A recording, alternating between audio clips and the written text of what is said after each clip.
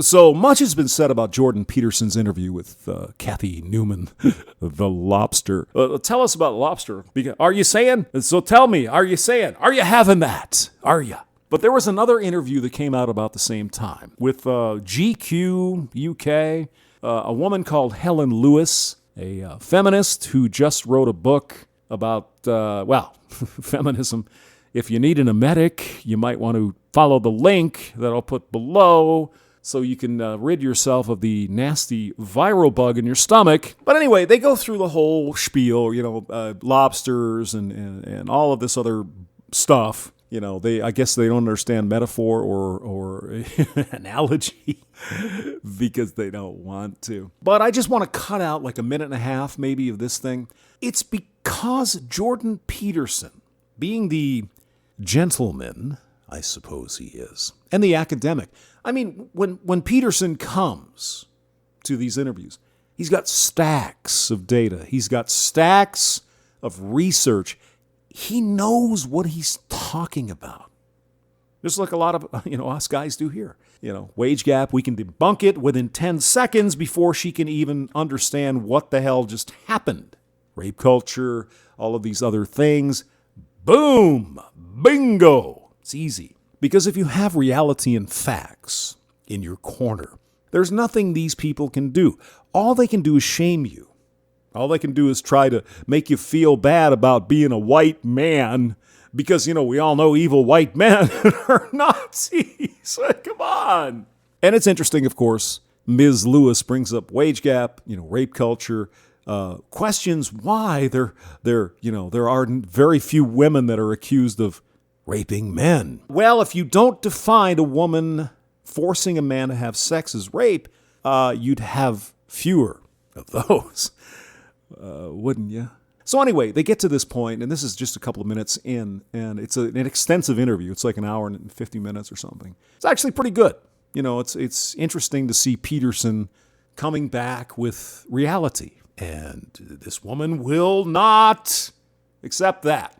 So let's jump in here and see what Ms. Lewis has to say. In the earlier part of the video, she's, in 1870, there was this. Conveniently, she forgets a couple of interesting historical details that do not comport with her worldview as feminist.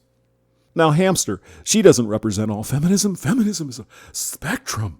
It's broad like the gender spectrum. Okay, I get it. I'm not saying she is.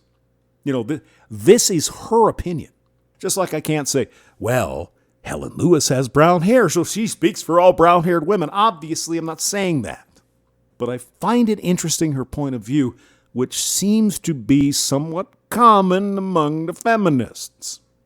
Let's jump in. I think the university's example is a really fascinating one because you talk in the book about the fact that now women are a majority on 2/3 of college courses in the US. Women have outnumbered men on college campuses in the United States since 1979. Now remember, back in 1979, we still had those evil mans holding down and oppressing the women's, yet somehow the strong and empowered women managed to enroll in college at levels higher than men.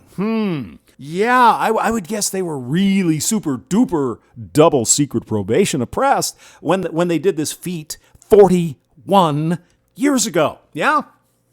Oh, you didn't hear that. Part of the history of humanity that you just tossed down the memory hole because it doesn't agree with your point of view. I know, I get it.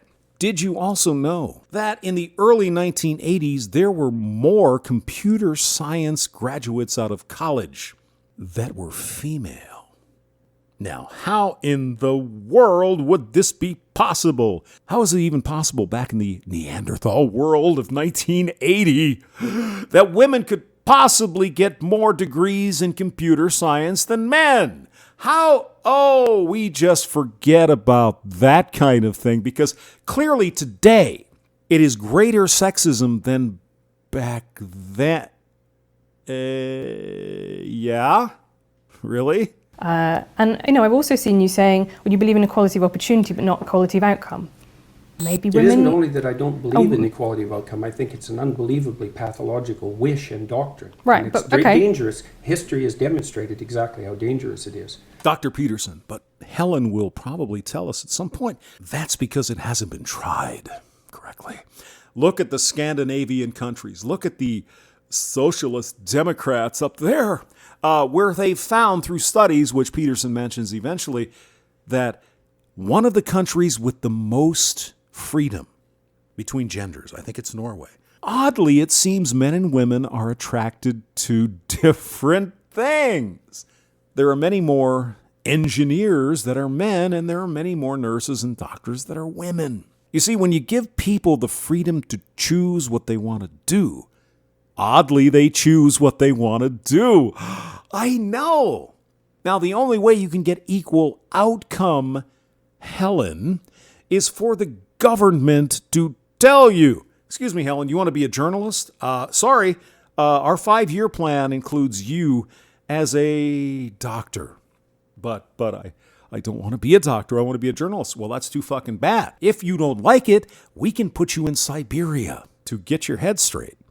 Women like Helen, oh, you can't tell me what to do with my body, my choice, my etc., and so on. Yet they want the government to tell them what they can do with their lives. Again, if they didn't have contradictions and double standards, feminism wouldn't have anything, people. Equality of opportunity is something that anyone with any sense would support. Yeah, we do, Jordan. Thank you. Absolutely. Now, some men who listen to this channel might say, well, you got to put them back in the kitchen and take their vote. No. No, I want everyone to do whatever they want with their lives. We only get one on this earth.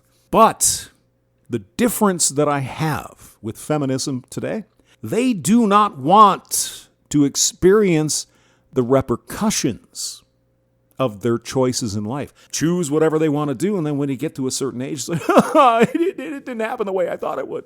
We need to blame men. It's the evil patriarchy. No, it's your choices in life. If you want to take STEM, if you want to program computers and make hardware and electronics, fucking do it.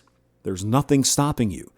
But, as we've said a million times, women cannot be responsible for anything, even their own choices.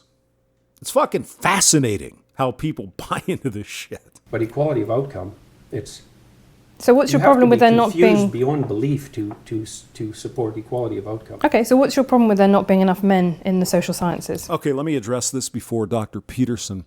Because, Helen, you tell us everything, well, not everything, everything that's, cool and cushy and whatever, government, C-suites, all this other stuff. You tell us, and most feminists tell us the same thing, it should be equally representative. So Congress should be 51% women. STEM should be 51% women. This should be 51% women. That should be 51% women. That is your fucking doctrine as a feminist. Equal outcome. Yet, however, when men do not get equal outcome, that's because what reason, Helen? Would you explain it to me? Perhaps women are just cleverer. Let's hear that again, just so you get it straight. Perhaps women are just cleverer. Could you even imagine Dr. Peterson saying, well, maybe the reason why there aren't more women in STEM is because men are more clever? Could you imagine what would happen if he said something like that, which is actually not necessarily true? It's not based on intelligence. It's based on interest. Could you imagine what would happen to Jordan Peterson? His YouTube channel, his tenure, his professorship, his fucking life. If he came back and he said to Helen Lewis, well, you could say the same thing about engineering. Maybe men are just more clever. But you see, it doesn't work that way. Helen is imbibed with bullshit. If there's an inequality in favor of men, it's oppression. If there's an inequality in favor of women, well, it's past historical oppression, and men just aren't that clever. Oh my God. I will put the link below so you can listen to the whole thing in case you missed it. But the point is, rules apply only in one direction, and the rules apply to white men only. James Maxwell, thank you for listening.